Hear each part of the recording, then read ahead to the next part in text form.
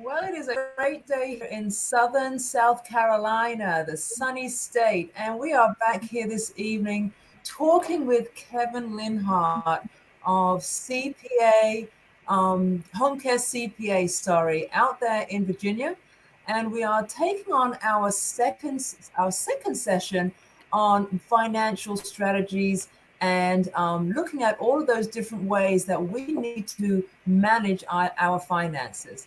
Kevin, welcome back to us. I get you must love being with us because this is on an ongoing basis now. Right. Yeah. Thank you for having me. I definitely enjoy, having these talks with you.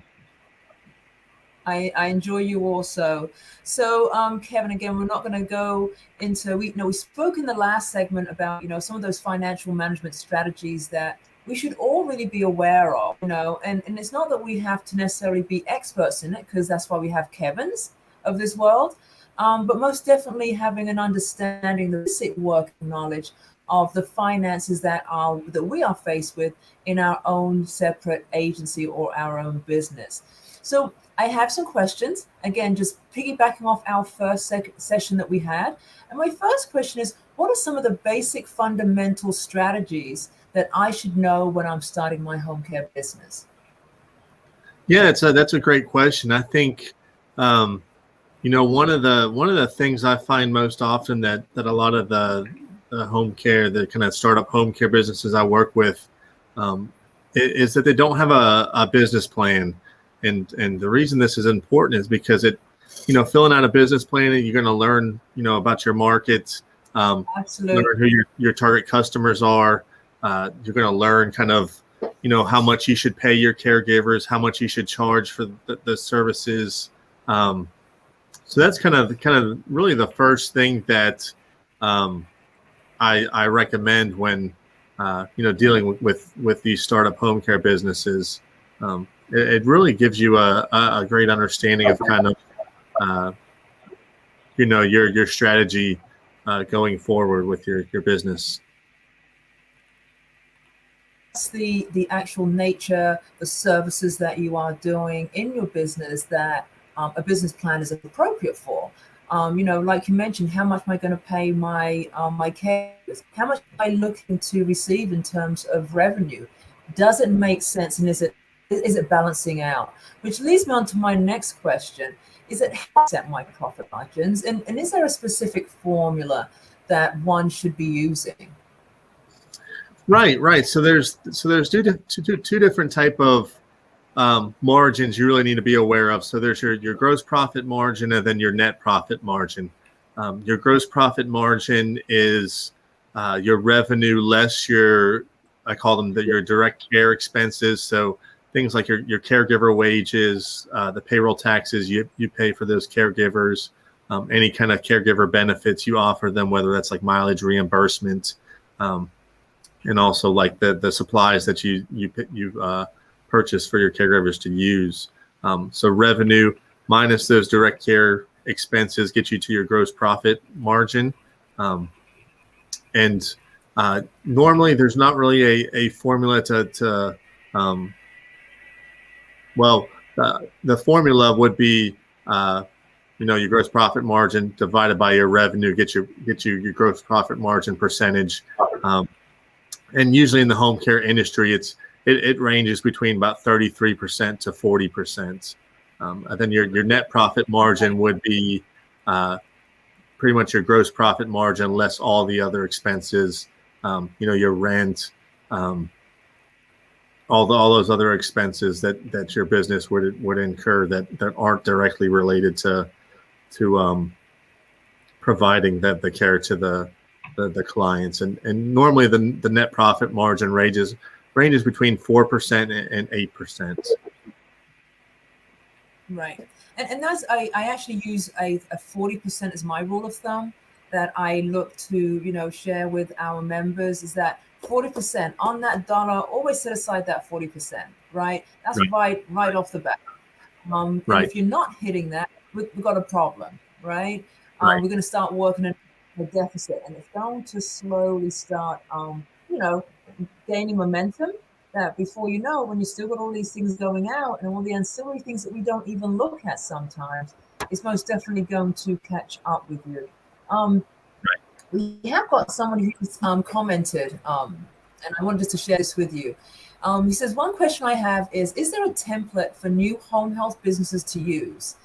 He said he missed the first part of the conversation. So this is George, who is asking, is there a template for home health aid businesses to use? And I'm assuming this is going to be in terms of his template for a financial budget of some sort. So I'm assuming that's your question, George, but maybe you can answer that question for us, Kevin. Yeah. So I have a kind of budget template that I use with my clients. It's fairly advanced. It's not just us throwing numbers on a spreadsheet. We really go through and kind of calculate, how many, the cost of acquisition for your clients. Really what we're going to spend on the kind of indirect expenses. We split up the revenue based on service type and percentage of service type that's going to be used for your clients. So then, we do some other calculations that'll calculate how many, hours we need for caregivers and how many caregivers we would need, and then, the wages and stuff associated with that. So I have a template that I use with my clients. It's very more in the advanced side. I also have, budget plan templates that I use with them, financial projection templates. And it's definitely more than just throwing numbers on a spreadsheet. It is, Right. Pretty advanced. I try to get as accurate numbers as possible. Right. You mentioned a term which just started to pique my curiosity just to share with our viewers, Kevin. And you used the term acquisition costs. Could you delve just a little bit further into what acquisition costs mean in your world and what that's going to mean to me as the home care owner in my world? Sure. So your client acquisition cost is basically the amount of money you spend to gain one client. On average, I've seen kind of anywhere. Some of the clients I work with are really good, and their cost of acquisition of clients is really low. And some have been upwards of $400, $500 to acquire one client. And the reason you want to know what your cost of acquiring a client is you really need to understand how best to utilize your advertising budgets, and really be able to utilize what works best. So I like to kind of split up the different advertising types, whether that's like Google ads, Facebook ads, more print advertising, and by having that kind of split out, we're able to really identify what works best, so we can put more money into that bucket. Right. And just as we do an HR acquisition cost in terms of how much it costs me to hire a person, the background checks, the drug screening and all of those different varied items. This is no different, that we have to also analyze that for our clients. Now, let's face it, what we do, we go, head into the headlights and just, okay, I'm getting a client, right? Whatever it takes to get this client on, we're going to get this client on. And again, it's okay when we're starting out and having these thought processes, but as time goes on, guys, you really do want to be able to learn how to analyze your numbers. And again, making sure that it's making sense, making sure that by year one, you are not just chasing your tail. Yes, you may be bringing in money, but where is that gross net profit sitting at? Right, Kevin? Would you agree with that? Right. Exactly right. Perfect. So how do I actually best leverage my profits when it comes to my non-revenue generating employees? How would you suggest that as I'm looking at my whole financial management plan? How would you suggest I leverage my profits versus what I'm spending for non-revenue generating employees? That's a good one for you. Yeah, that's definitely a good question. I think that kind of goes back to what we're just talking about with the client acquisition cost. If you understand your client acquisition cost, you kind of understand how much money you need to spend to acquire a client, and then you can get a good estimate of how much revenue you would have, how much of that would go to the direct care expenses, and how much you would have left over for all those indirect care expenses. And with that as well, you probably want to have a budget in place just so you can control those indirect expenses. And having that budget, make sure you don't go over budget with those.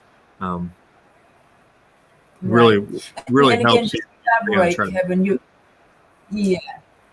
Your financial budget is different from your financial plan.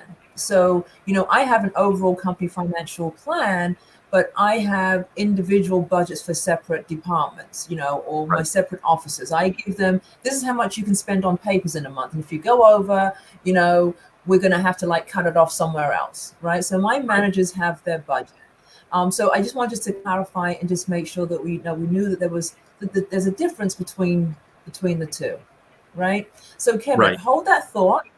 We're going to go for a quick break. We're going to come right back, and I've got a couple more questions I want to ask just to conclude this segment that we've got here about financial management and how to best leverage that within our workplace. So we're going to be right back.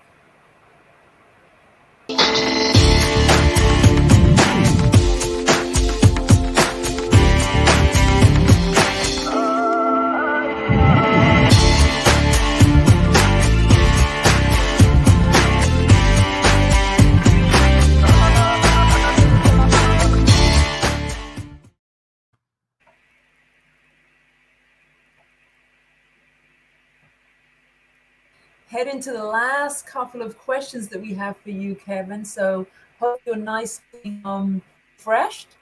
So let me go right into this question. We talked about, our financial plan, and a lot of the things and a lot of the feedback that I personally get is, how do I even start, right? I'm confused.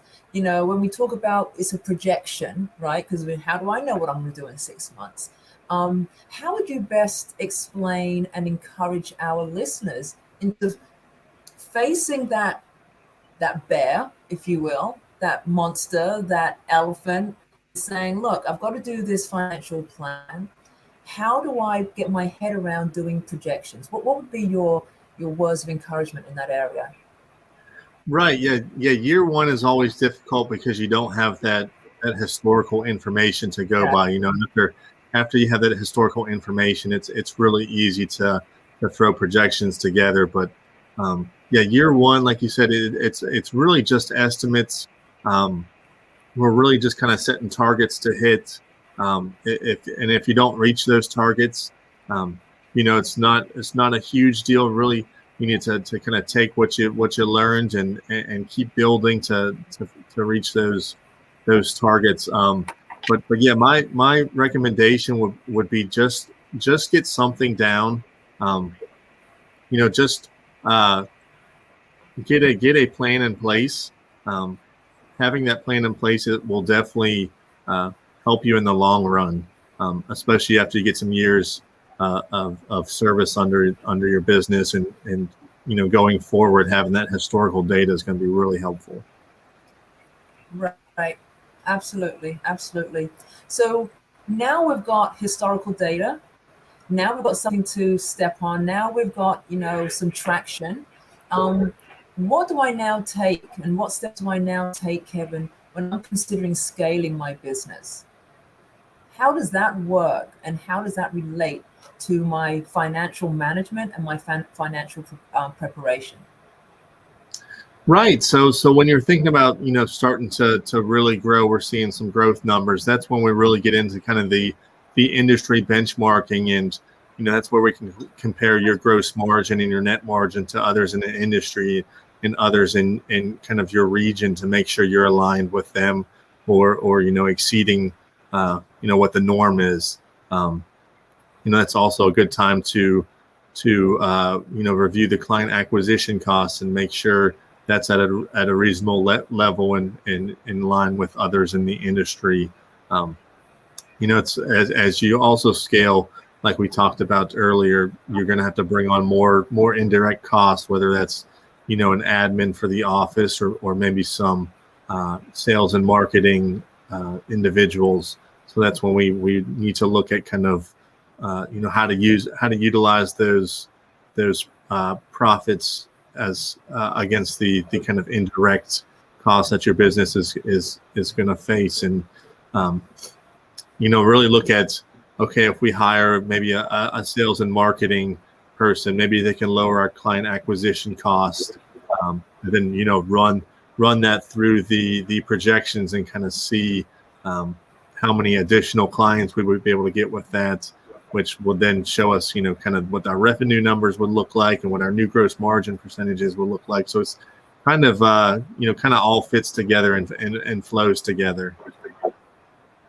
Right. That's a great response there, Kevin.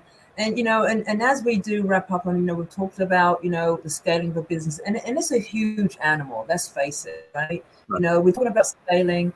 And again, one of my thoughts is that I'm always looking at, okay, what am I going to do? Am I in the right position if I wanted to go through an acquisition, right? So let's not take our financial management like, okay, well, at least I covered my rent, at least I covered my payroll. Think ahead, that plan A, that plan B, and that exit strategy, right?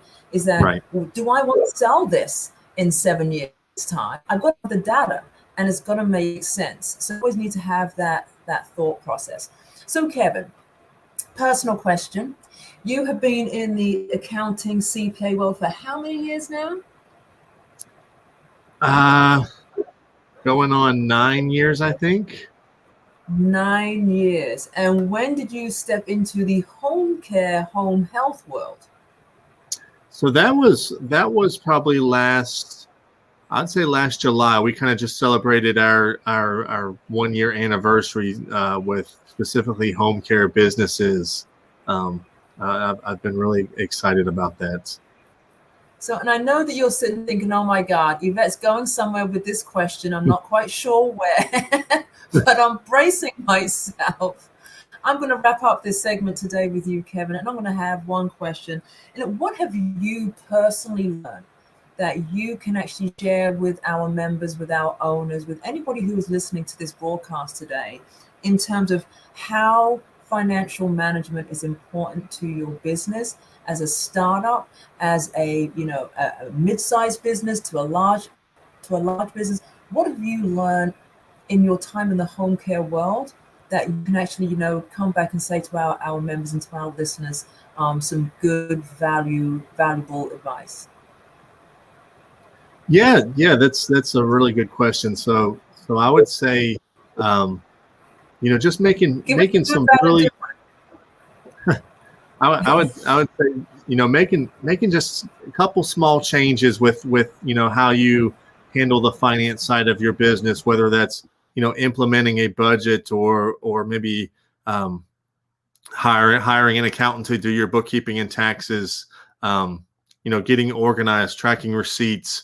I come across so many businesses that don't do any of these things, and just making that small change really makes an impact on their income, and they're really able to scale and grow their business.